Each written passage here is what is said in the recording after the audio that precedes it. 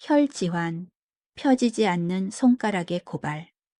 조선 후기, 탐관오리의 수탈이 극에 달해 백성들의 뼈마디가 마를 대로 마른 경상도 어느 고을, 달빛조차 구름 뒤로 숨어버린 어느 삭막한 밤이었습니다. 고을의 세도가 최진사 댁 뒷마당, 깊고 깊은 우물가에서 서늘한 비명이 터져 나왔습니다. 비명은 짧았으나 그 메아리는 길었습니다. 다음 날 새벽 물을 길러온 행랑 검엄이 시신 한 구를 발견하고 기절했습니다. 우물가에 엎드려 있는 것은 꽃다운 20살의 여종 단이었습니다. 그녀의 옷은 갈기갈기 찢겨 있었고 몸에는 끔찍한 매질의 흔적이 지도처럼 새겨져 있었습니다. 그러나 사람들을 더 경악게 한 것은 그녀의 오른손이었습니다. 다니의 굳게 쥔 네 번째 손가락에는 이 댁 마님이 대대로 물려받는다는 화려한 금가락지가 박히듯 끼워져 있었기 때문입니다. 아니, 저 천한 것이 어찌 저런 보물을. 설마 다니가 마님의 가락지를 훔치다 들켜서 저 사단이 난 게야? 마을 사람들의 수군거림 속에 다니의 시신은 차가운 우물물보다 더 차가운 시선을 받아야 했습니다. 하지만 아무도 몰랐습니다. 그 가락지가 다니의 목숨을 앗아간 저주이자 동시에 그녀가 죽어서도 지키려 했던 거대한 진실의 열쇠였다는 사실을 말입니다. 최진사는 고을에서 성인으로 불렸습니다. 흉년이 들면 곡간을 열어 죽을 쏘 대접했고 글 공부를 하고 싶은 아이들에게 종이와 붓을 건네는 자비로운 어른이었습니다. 하지만 그의 서재 묵향각의 문이 닫히면 그곳은 비릿한 탐욕의 소굴로 변했습니다. 다니는 그 묵향각을 청소하는 유일한 계집이었습니다. 최진사는 다니의 정갈하고 꼼꼼한 성품을 좋아했습니다. 아니, 사실은 다니의 그 처연하면서도 맑은 눈망울을 탐냈다는 표현이 더 정확할지도 모릅니다. 사건이 터진 것은 보름 전이었습니다. 최진사가 한양의 세독에게 보낼 비밀 서찰을 작성하던 중 급한 부름을 받고 자리를 비운 사이였습니다. 다니는 책상 밑으로 떨어진 종이 조각 하나를 무심코 집어들었습니다.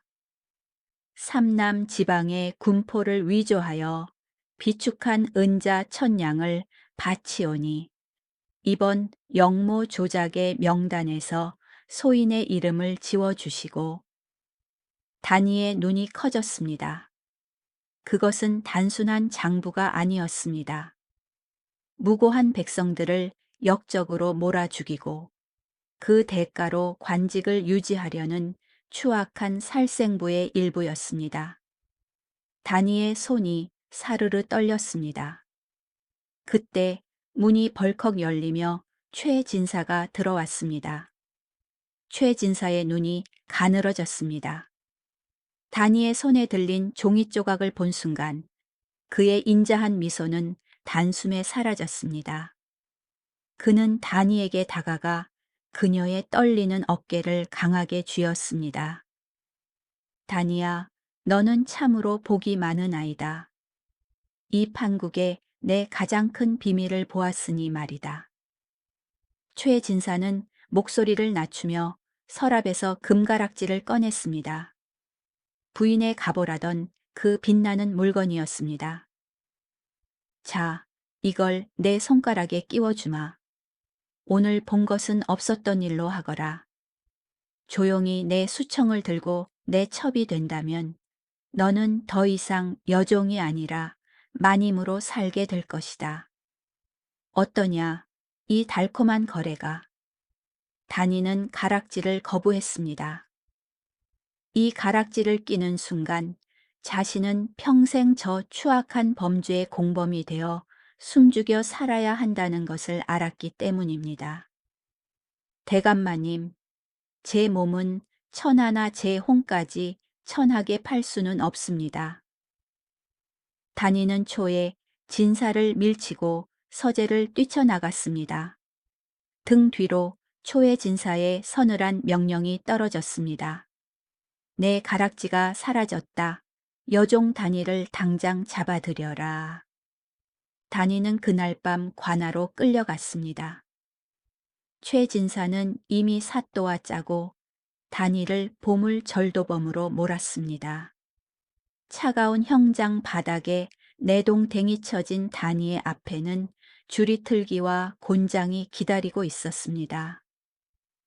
내 인연, 주제도 모르고 마님의 가락지를 탐내다니 어서 죄를 고하고 가락지를 내놓지 못할까.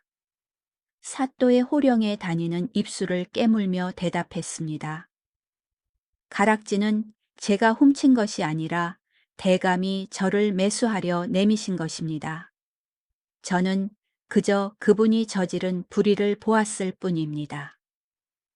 최 진사는 옆에서 혀를 찼습니다. 보십시오, 사또. 저 계집이 미쳐서 헛소리를 하는군요. 매질이 시작되었습니다. 쩍쩍 살이 터지는 소리가 형장에 울려 퍼졌습니다. 다니는 고통의 비명을 지르면서도 머릿속으로는 오직 한 가지 생각뿐이었습니다. 그 종이 조각, 그 증거가 없으면 고을 백성 수백 명이 죽는다. 다니는 매질을 당하는 와중에도 초의 진색에 빼앗기지 않은 그 종이 조각을 자신의 저고리 속에 깊숙이 숨겨두었습니다. 하지만 곧 수색을 당할 처지였습니다. 다니는 기지를 발휘했습니다. 그녀는 고문을 당해 피가 낭자한 자신의 오른손을 이용해 보이지 않는 곳에서 종이를 아주 작게 말아 쥐었습니다. 그때 정체된 고을에 파문이 일었습니다. 신임 형암 이시우가 예정보다 일찍 도착한 것입니다. 그는 부임하자마자 단이의 사건을 접하고 재조사를 지시했습니다. 죄인의 말이라 하여 무조건 무시해서는 안 된다. 증거가 명확하지 않으니 고문을 중단하라.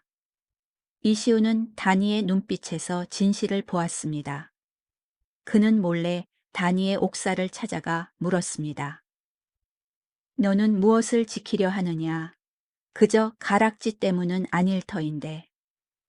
다니는 이시우에게 초의 진사의 서재에서 본 내용을 눈물로 호소했습니다. 이시우는 전율했습니다. 만약 다니의 말이 사실이라면 이것은 고을을 넘어 나라를 뒤흔들 대역죄였습니다. 증거가 있느냐? 증거가 있어야 내가 너를 구할 수 있다. 다니는 대답하려 했으나 최 진사의 수하들이 옥사를 감시하고 있었습니다. 다니는 그저 자신의 오른손을 굳게 쥐어 보일 뿐이었습니다. 이시우 형암은 초의 진사의 서재를 압수수색하려 했습니다. 하지만 초의 진사는 만만치 않았습니다. 그는 즉시 한양의 친척에게 파발을 띄웠고 이시우 형감은 부임 일주일 만에 직권남용이라는 죄목으로 직위 해제되어 한양으로 압송되었습니다. 형암 나으리 나으리. 다니의 절규가 옥방에 가득 찼습니다. 다시 고을의 권력은 초의 진색에 돌아왔습니다. 최 진사는 비열한 웃음을 지으며 다니를 우물가로 끌고 갔습니다. 이제 너를 도와줄 놈은 아무도 없다. 그 종이는 어디 있느냐? 내놓지 않으면 네 누명을 죽어서도 벗지 못하게 해주마. 최 진사는 다니의 목을 조르며 종이를 찾으려 했습니다. 하지만 다니는 마지막 힘을 다해 최 진사가 던져준 금가락지를 낚아채 자신의 네 번째 손가락에 억지로 끼웠습니다. 그리고 그 안으로 피 묻은 종이 조각을 밀어 넣었습니다. 이 가락지는 당신의 목을 칠 칼날이 될 것입니다. 다니는 그대로 우물 속으로 몸을 던졌습니다. 최 진사는 당황하여 다니를 건져 올렸으나 이미 숨이 끊긴 상태였습니다. 최 진사는 분노하며 다니의 손가락에서 가락지를 빼려 했습니다. 그런데 기이한 일이 벌어졌습니다. 죽은 다니의 손가락이 마치 살아있는 생물처럼 가락지를 감싸며 굳어버린 것입니다. 아무리 힘을 써도 손가락은 펴지지 않았습니다. 다니가 죽은 지 7일이 지났습니다. 고을에는 괴상한 소문이 돌았습니다. 밤마다 초의 진사의 서재 묵향각에서 내 손가락을 펴다오, 내 가락지를 돌려주마 하는 여인의 곡소리가 들린다는 것이었습니다. 최 진사는 매일 밤 악몽에 시달렸습니다. 꿈속에 다니는 물에 젖은 모습으로 나타나 자신의 오른손을 최 진사의 입 앞에 내밀었습니다. 최 진사가 비명을 지르며 깨어나면 그의 방 안에는 이상하게 물 비린내가 진동했습니다. 그 가락지, 그놈의 가락지 속에 무엇이 있는 게 분명해. 최 진사는 공포와 탐욕이 뒤섞인 광기에 사로잡혔습니다. 그는 다니의 시신이 버려진 산비탈로 향했습니다. 거적대기 하나로 덮여 썩어가는 다니의 시신을 보며 최 진사는 삽을 들었습니다. 인연, 죽어서도 나를 괴롭히느냐, 어서 그 손을 펴란 말이다. 최 진사는 광기 어린 눈으로 다니의 시신을 파헤쳤습니다. 칠흑 같은 밤, 숲속에서 들리는 삽질 소리는 저승사자의 발걸음 소리 같았습니다. 드디어 다니의 오른손이 모습을 드러냈습니다. 흙먼지 속에서도 금가락지는 번뜩이는 빛을 내뿜고 있었습니다. 최 진사는 다니의 차가운 손을 잡아당겼습니다. 하지만 손가락은 여전히 펴지지 않았습니다. 최 진사는 품속에서 단검을 꺼내 다니의 네 번째 손가락 마디를 무참히 내리쳤습니다. 콰득득, 뼈가 부러지는 소리와 함께 가락지가 빠져나왔습니다. 최 진사는 가락지를 움켜쥐고 승리의 미소를 지었습니다. 그러나 그 순간 가락지 구멍 안에서 작게 말린 종이 조각이 툭 하고 떨어졌습니다. 최 진사가 그것을 펼치려던 찰나 사방에서 수십 개의 횃불이 일제히 타올랐습니다. 최 진사, 내 이놈, 네 죄를 네가 스스로 증명하는구나. 산비탈 위에서 위험 있는 목소리가 들렸습니다.